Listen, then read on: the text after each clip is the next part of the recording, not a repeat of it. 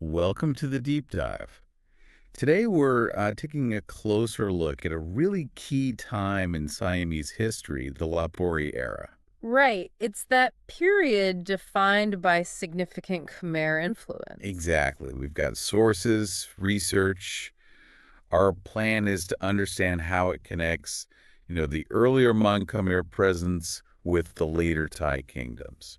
And it's fascinating right from the start. I mean, Lopburi province itself, the archaeology shows people living there maybe 3,500 years ago. Even earlier, Yeah. apparently. Paleolithic stuff, too. It really sets the stage for its long history. It absolutely does. And to get the context for this Lopburi era, you have to remember what was there before. The Dvaravati civilization. Yes, 6th to 11th centuries roughly, Mon influence, Theravada Buddhism, and then after Lopburi you get the big Siamese players like Sukhothai and Ayutthaya. Which eventually absorbed Lopburi, or Lavo, as it was often called there. Correct. So yeah, this deep dive is about that crucial middle part. Okay, so timeline-wise, we're looking at prehistoric, then Dvaravati, Then this Khmer-influenced Lopburi period we're focusing on. followed by Ayutthaya, and then the modern Rattanakosin era. Got it. Let's start with Lavo's origins. We know about the super old settlements, Bronze Age, Iron Age things. Right, bracelets and beads found near the Lopburi River dated quite far back. But when does Lavo itself become, a place, a significant town or city? Well, that's where the sources get a bit fuzzy, actually. You've got the Northern Chronicles pointing to a King Kalamarnadishraj around 648 CE. But Prince Darntrong suggested earlier. Yeah, maybe closer to 468 AD. The Yona Chronicles give another date, too. They often mention a link to Takasila. So different stories, but the takeaway is it's emerging somewhere in that mid first millennium CE timeframe. Pretty much. And it definitely becomes important under the Dvaravati civilization, Sarukalavo, they called it, a major city in that Mon-speaking Buddhist culture. With Indian art influences even then. Gupta, Amaravati styles. Yes, you see those connections. And figures like King Kalavarnadishraj, maybe the founder, linked to establishing that Chula Sakarat calendar era in 638 CE. Interesting. And there's that possible link to Queen Kamadevi of Harafanchai, taking Dvaravati culture north. That's another connection often mentioned. Lava wasn't isolated, you know. It sent tribute missions to China. The Tang and Song dynasties knew it. Marco Polo might have mentioned it as Lokek. Okay, so it's a player. Then comes the big shift, the Khmer expansion. Right, around the 10th century, stretching into the 13th, the Khmer Empire expands, centered at Angkor. And Lavo becomes Lavadeyapura. Exactly. A really important provincial capital for the Khmers.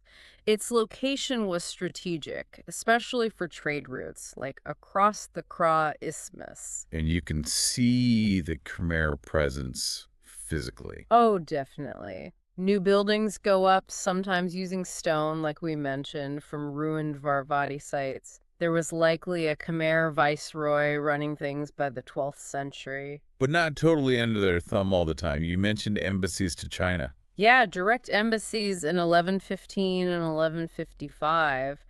That suggests periods where Lopburi was asserting a bit more independence. And this is when the famous Lopburi style of art really develops. This is the heart of it. It's a blend, Khmer imperial styles, influences from Angkor Wat, then later Bayon. Mixed with local traditions. Dvaravati elements may be still lingering. Exactly. And religion shifts too. More Hinduism, Mahayana Buddhism alongside the Theravada, lots of stone and bronze sculptures. Like Frau Prang Samyat, that iconic three-spired temple. That's a classic example, probably 12th century King Jayavarman VII, originally Hindu, later adapted for Buddhism. or Wat Phra Sri Ratana Mahathat with its huge central prang. Built with that laterite block style. Yes. And the Buddha images have a distinct look too. The cranial bump with lotus petals, the hairband, sort of thick lips, that subtle smile. Robe over one shoulder, often sheltered by a naga serpent. Very distinctive. Very. It's quite different from the earlier Dvaravati style in many ways, materials, iconography, the whole religious feel. Okay, so how does this Khmer dominance phase out? What leads to the next chapter? Well, Khmer power starts to wane towards the end of the 12th century. This creates space, for local powers to rise. Like the early Thai kingdoms. Sukhothai.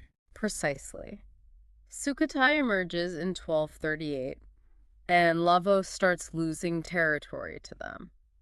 The really decisive moment, though, is 1350. The founding of Ayutthaya. Yes, by King Ramatha Bodhisarst, who seems to have come from the Yuthong area.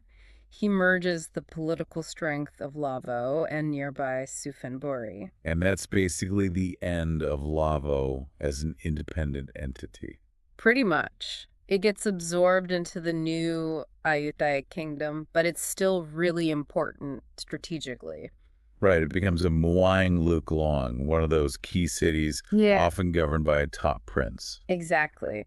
Like King Ramaswamy, Ramathi Bodhi's son, governed Lopburi for a time. It was a prestigious post in the early Ayutthaya period. But did its importance last? It fluctuated, initially very key, maybe second only to Ayutthaya itself. But by the 15th century, Phitsanulok up north kind of rises in prominence as the main secondary city. Ah, okay. But then there's a big comeback story, right? King Narai. Oh, absolutely. King Narai the Great in the mid-17th century. He loved Lopburi. He rebuilt the palace there in 1666 on the site where King Ramaswamy had lived. And used it as his summer palace. Or more than that. Much more. He spent like 8 months a year there. It effectively became the second capital. People compared it to Versailles, with all the activity. A center for foreign relations, too. French delegations and all that. Yes, Narai welcomed many foreign envoys there. His palace even shows a mix of Thai, Persian, and European architectural ideas. Constantine Falcon, his Greek advisor, lived there. The first French ambassador visited in 1685. Quite the scene. But it didn't last long after Narai did it. No. When Narai was overthrown in 1688, the capital shifted firmly back to Ayutthaya. Lopburi was, largely abandoned. For how long? Almost 170 years, believe it or not. Just faded. Until the Rattanakosin period.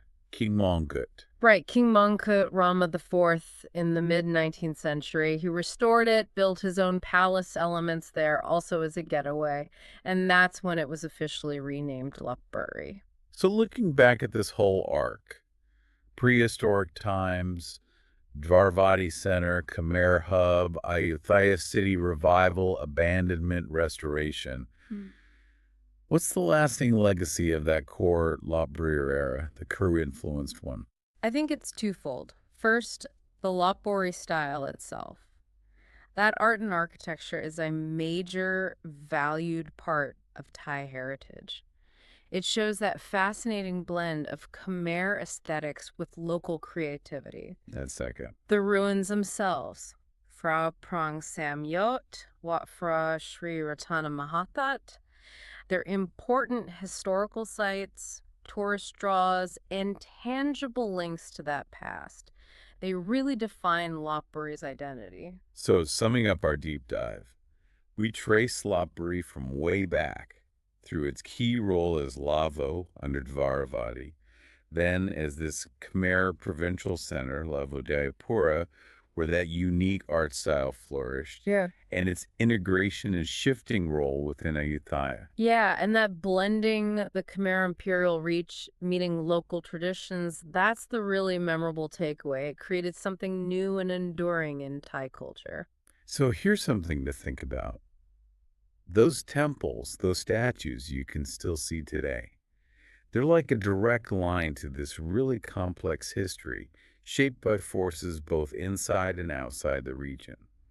How does seeing that mix, that evolution in stone and bronze, change how you think about the way cultures grow and influence each other? It really makes you appreciate how dynamic history is, doesn't it? Not just one thing replacing another, but this constant interplay. Absolutely. Well, thanks for joining us on this deep dive into the Lopburi era.